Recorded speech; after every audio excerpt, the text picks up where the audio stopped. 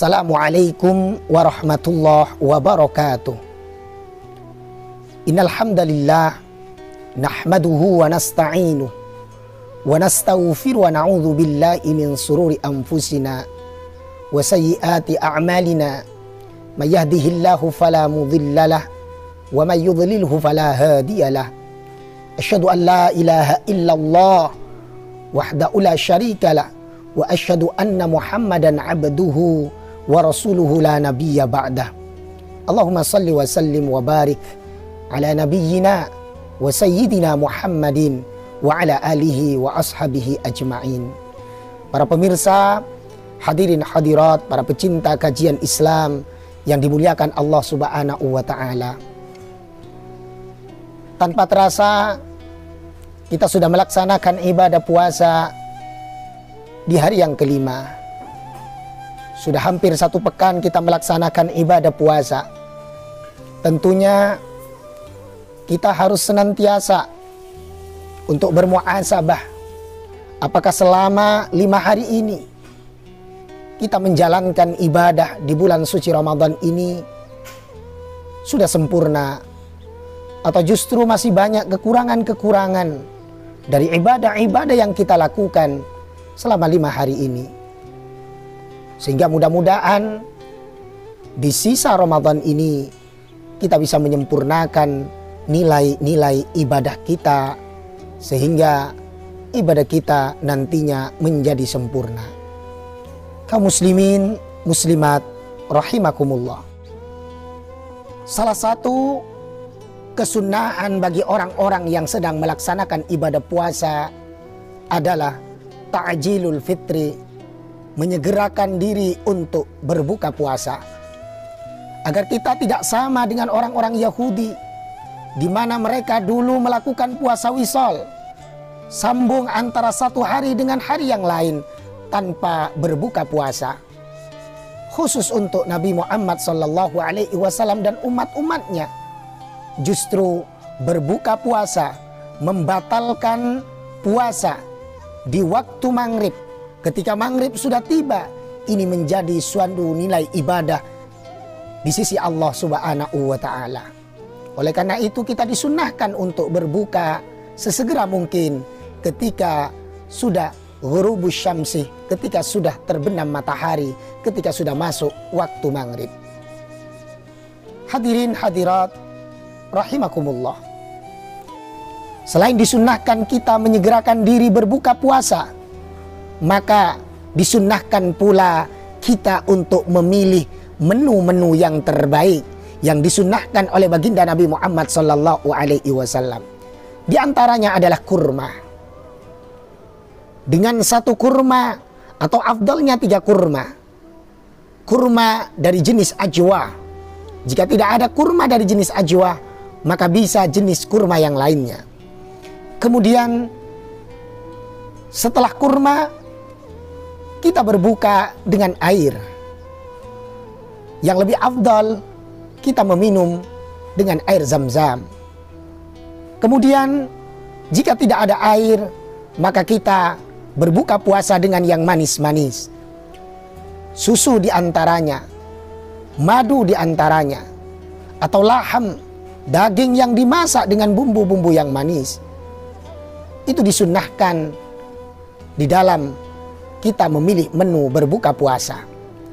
Namun hadirin hadirat, masyarakat kita tentunya tidak cukup dengan menu-menu seperti itu. Bagi masyarakat kita di Indonesia khususnya, ada menu pembuka, es, dan lain sebagainya. Kemudian ada menu utama, ada menu penutup.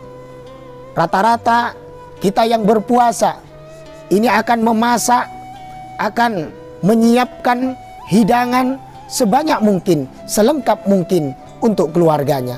Khususnya yang paling repot di sini adalah ibu-ibu menyiapkan menu yang bergantian.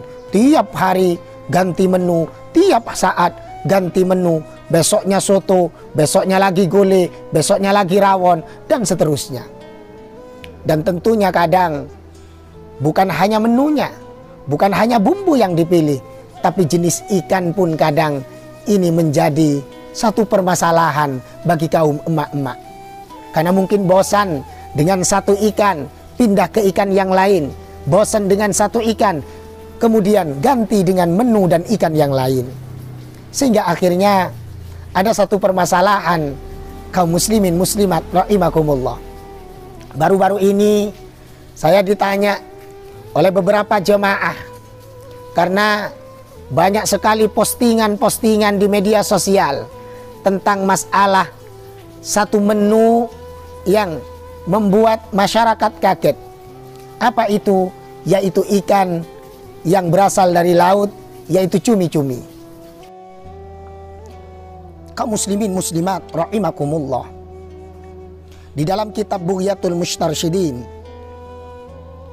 karangan Syekh Abdurrahman bin Muhammad Ba'alwi, di sini dijelaskan alladzi yadhharu anna syai'al aswadah, bahwa sesuatu yang berwarna hitam, tinta hitam, alladzi yujadu fi ba'dil hitani, yang ditemukan di sebagian ikan, walaisa bidamin wala lahmin, tidak termasuk darah dan juga tidak termasuk daging, najasun, itu adalah najis.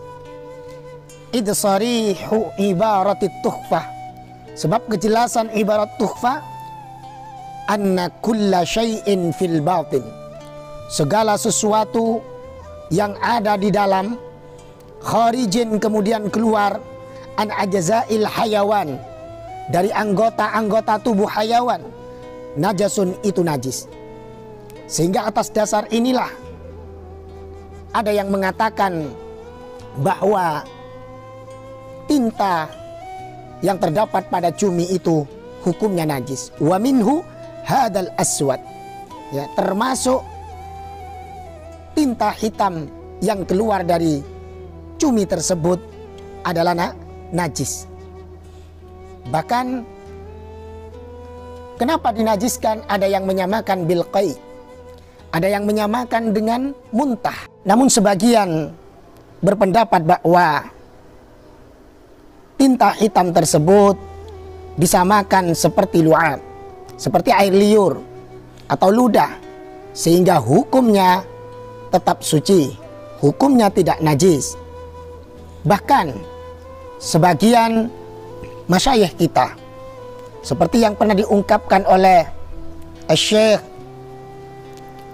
Taifur Al-Wafa, wa qad qala ba'du masyayikhina, dan sungguh sebagian guru-guru kita telah berpendapat bahwa inna hadha syawad, bahwa tinta hitam ini syai'un, sesuatu ja'alahullahu, yang Allah jadikan li sahibihi, bagi pemiliknya, yaitu bagi cumi tersebut, turasan, untuk menjadi perisai, pelindung, ya, tatarrasa bihi, untuk melindungi dirinya an kibaril hitani, dari serangan ikan-ikan yang besar. Fa idza qasadahu hutun kabirun, ketika hendak diserang oleh ikan yang besar, dimakan oleh ikan yang besar, liyakulahu akhrajas sawad, maka cumi tersebut mengeluarkan hitam-hitam, faktafa bihi anhu, kemudian menjadi samar, tidak terlihat, tidak terdeteksi oleh ikan yang besar. Fala yuqasu bil qai'i, maka tidak bisa dikiaskan dengan muntah sehingga hukumnya najis. Wala bil lu'ab, juga tidak bisa dikiaskan dengan air liur, likaunihi khassan lahu, karena ini memang khusus dimiliki oleh ikan-ikan tertentu, semisalnya cumi. Bihadihil khususiyah, lah, karena kekhususan inilah, wa yakunu tahiran, maka hukum tinta tersebut adalah suci. Ketika hukum tinta ini suci, maka memasak cumi sekaligus dengan tinta hitamnya itu adalah halal, karena masakannya tetap suci. Dan ini, kata sebagian ulama, adalah pendapat yang paling tepat, adalah pendapat yang paling benar. Walaupun di dalam kitab yang lain dikatakan bahwa wa man qala bi taharatihi, orang yang mengatakan bahwa tinta hitam yang terdapat pada sebagian ikan itu adalah suci, faqad khata'a, maka orang tersebut telah berpendapat dengan pendapat yang keliru. Hadirin hadirat yang dimuliakan Allah Subhanahu wa Ta'ala, hendaknya kita menyikapi perbedaan ini dengan penuh bijaksana sehingga kita bisa memilih pendapat yang mana yang akan kita ambil. Kita boleh mengikuti pendapat yang mengatakan najis sehingga kita tidak perlu mengkonsumsi cumi kecuali cumi itu dibersihkan sampai tidak ada tinta hitamnya. Atau kita mengikuti pendapat yang memperbolehkan sehingga kita bisa memasak cumi dengan tinta hitamnya tersebut. Hadirin hadirat yang dimuliakan Allah, pada hakikatnya berbuka bukanlah apa yang menjadi menunya. Berbuka bukanlah apa yang akan kita hidangkan, tapi berbuka puasa adalah ibadah. Kita berbuka semata-mata karena Allah Subhanahu wa Ta'ala. Kita berbuka semata-mata karena mengharapkan pahala dari Allah Subhanahu wa Ta'ala. Kita berbuka semata-mata karena mengikuti Rasul Sallallahu Alaihi Wasallam. Hadirin hadirat rahimakumullah, mudah-mudahan penjelasan ini memberikan manfaat untuk kita semua sehingga kita bisa memahami permasalahan-permasalahan yang terjadi. Demikian yang bisa yang sampaikan. Wal afu minkum. Assalamualaikum warahmatullahi wabarakatuh.